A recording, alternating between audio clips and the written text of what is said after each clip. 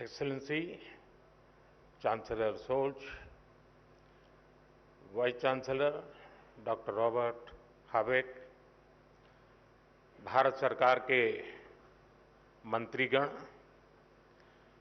Asia Pacific committee of German business के chairman doctor Bush, Bharat, Germany और Indo Pacific देशों के इंडस्ट्री लीडर्स, देवी और सज्जनों, नमस्कार, गुटन टाग। साथियों, आज का दिन बहुत विशेष है। मेरे मित्र चांसलर शोल्ज चौथी बार भारत आए हैं।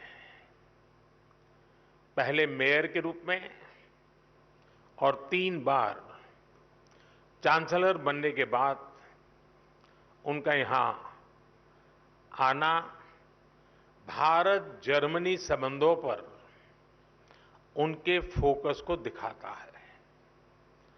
12 साल के बाद भारत में Asia Pacific conference of German business का आयोजन हो रहा है। एक तरफ यहां सीईओ की फोरम की बैठक हो रही है, दूसरी तरफ हमारी नौसेना साथ में अभ्यास कर रही है। गोवा में German naval ships port call पर है और अब से थोड़ी ही देर में भारत और जर्मनी के बीच 7वें इंटर गवर्नमेंटल कंसल्टेशन का भी आयोजन होना है। यानी हर कदम, हर मोर्चे पर भारत और जर्मनी की दोस्ती गहरी हो रही है। साथियों, ये साल भारत जर्मनी स्ट्रैटेजिक पार्टनरशिप का 25वां वर्ष है। अब आने वाले 25 वर्ष इस पार्टनरशिप को नई बुलंदी देने वाले हैं। हमने आने वाले 25 वर्षों में विकसित भारत का एक रोडमैप बनाया है। मुझे खुशी है कि ऐसे महत्वपूर्ण समय में जर्मन कैबिनेट ने focus on India document release किया है। विश्व की 2 सशक्त डेमोक्रेसीज, विश्व की 2 लीडिंग इकोनॉमीज साथ मिलकर कैसे फोर्स फॉर ग्लोबल गुड बन सकती हैं। फोकस ऑन इंडिया डॉक्यूमेंट में उसका ब्लूप्रिंट है। इसमें स्ट्रैटेजिक पार्टनरशिप को होलिस्टिक तरीके से आगे बढ़ाने की अप्रोच और कमिटमेंट साफ दिखता है। खास तौर पर भारत की स्किल्ड मैन पावर पर जर्मनी ने जो भरोसा जताया है वो अद्भुत है। जर्मनी ने स्किल्ड भारतीयों के लिए हर वर्ष मिलने वाले वीजा की संख्या 20,000 से बढ़ाकर 90,000 करने का फैसला किया है।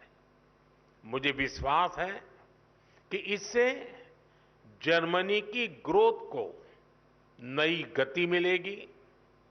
साथियों, हमारी आपसी व्यापार $30 बिलियन से अधिक के स्तर पर पहुंच चुका है। आज एक तरफ सैकड़ों जर्मन कंपनियां भारत में हैं, तो वहीं भारतीय कंपनियां भी तेजी से जर्मनी में अपनी प्रेजेंस बढ़ा रही हैं। आज भारत डाइवर्सिफिकेशन और डी रिस्किंग का सबसे बड़ा केंद्र बनता जा रहा है। भारत ग्लोबल ट्रेड और मैन्युफैक्चरिंग का भी हब बन रहा है।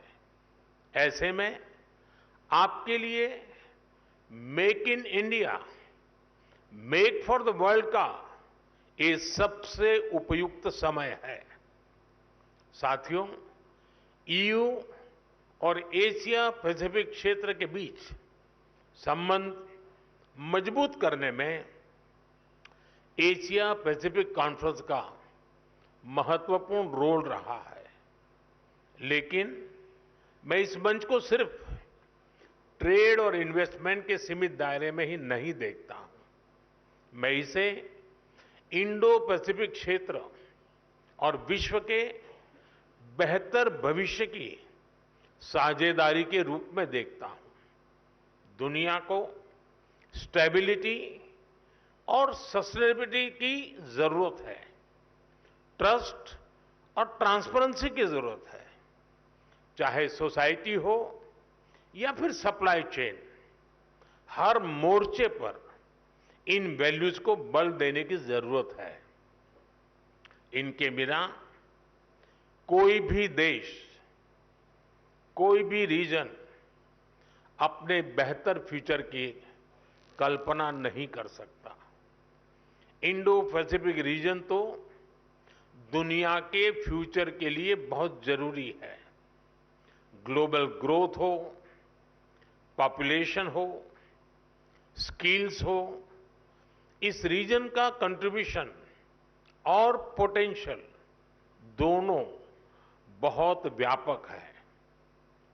इसलिए इस कॉन्फ्रेंस का महत्व और भी बढ़ जाता है। फ्रेंड्स, भारत की जनता एक स्टेबल पॉलिटी और प्रिडिक्टेबल पॉलिसी इकोसिस्टम को बहुत महत्व देती है।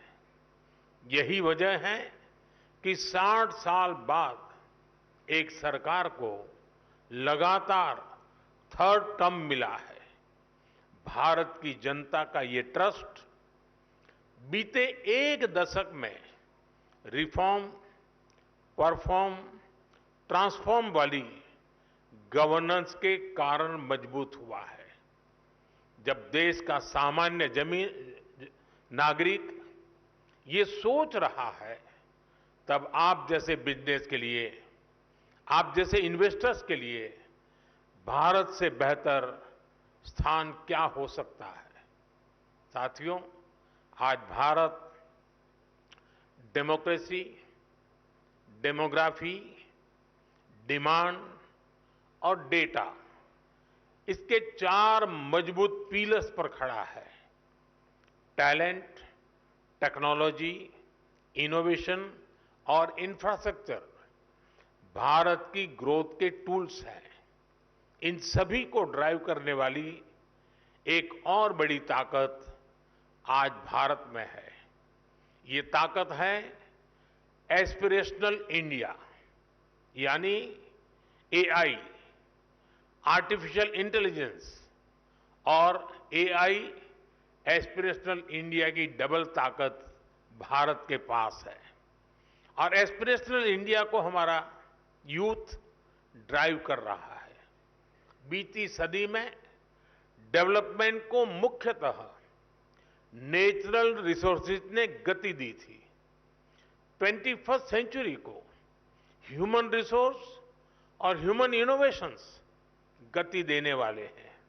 इसलिए भारत अपने यूथ की स्किल्स और टेक्नोलॉजी के डेमोक्रेटाइजेशन पर बहुत फोकस कर रहा है।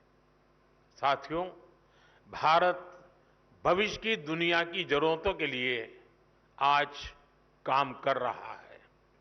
हमारा मिशन एआई हो, हमारा सेमीकंडक्टर मिशन हो, मिशन क्वांटम हो, मिशन ग्रीन हाइड्रोजन हो, स्पेस टेक्नोलॉजी से जुड़े मिशन हो, डिजिटल इंडिया का मिशन हो, इन सभी का लक्ष्य दुनिया के लिए बेहतरीन और विश्वसनीय समाधान देना है। आप सभी साथियों के लिए इन क्षेत्रों में इन्वेस्टमेंट्स और कोलैबोरेशंस की अनेक संभावनाएं हैं। साथियों, भारत हर इनोवेशन को एक शानदार प्लेटफॉर्म और बेहतरीन इंफ्रास्ट्रक्चर देने के लिए कमिटेड है। हमारा डिजिटल पब्लिक इंफ्रास्ट्रक्चर, नए स्टार्टअप्स और इंडस्ट्री 4.0 के लिए अनंत संभावनाओं के द्वार खोल रहा है। आज भारत अपने फिजिकल इंफ्रास्ट्रक्चर को पूरी तरह से ट्रांसफॉर्म करने में जुटा है। रेल, रोड, एयरपोर्ट और पोर्ट में रिकॉर्ड इन्वेस्टमेंट किया जा रहा है। इसमें जर्मन और इंडो पैसिफिक रीजन की कंपनियों के लिए अनेक संभावनाएं हैं। मुझे खुशी है कि रिन्यूएबल एनर्जी को लेकर भारत और जर्मनी मिलकर काम कर रहे हैं। पिछले महीने ही गुजरात में जर्मनी के साथ मिलकर चौथा global renewable energy investors meet आयोजित किया गया है।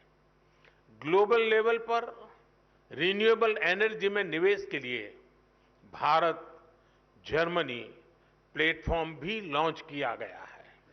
मुझे उम्मीद है कि ग्रीन हाइड्रोजन इकोसिस्टम की जो संभावनाएं भारत ने बनाई है, उसका फायदा भी आप जरूर उठाएंगे। साथियों, भारत की ग्रोथ स्टोरी से जुड़ने का यही समय है, सही समय है, जब भारत का डायनेमिज्म और जर्मनी का प्रिसिशन मिलता है, जब जर्मनी की इंजीनियरिंग और भारत का इनोवेशन मिलता है, जब जर्मनी की टेक्नोलॉजी और भारत का टैलेंट मिलता है, तब इंडो पैसिफिक के साथ साथ पूरी दुनिया का बेहतर भविष्य तय होता है। साथियों, आप बिजनेस वर्ल्ड से जुड़े हैं। आपका तो मंत्र होता है, when we meet we mean business. लेकिन भारत आना सिर्फ बिजनेस ही नहीं होता। भारत के कल्चर, कुजीन और शॉपिंग को आपने समय नहीं दिया तो आप बहुत कुछ मिस करेंगे। मैं आपको विश्वास दिलाता हूं, you will be happy and back home your family will be happier. ये कॉन्फ्रेंस और भारत में आपका स्टे दोनों मंगल हो, इसी कामना के साथ आप सभी का बहुत बहुत धन्यवाद। Thank you.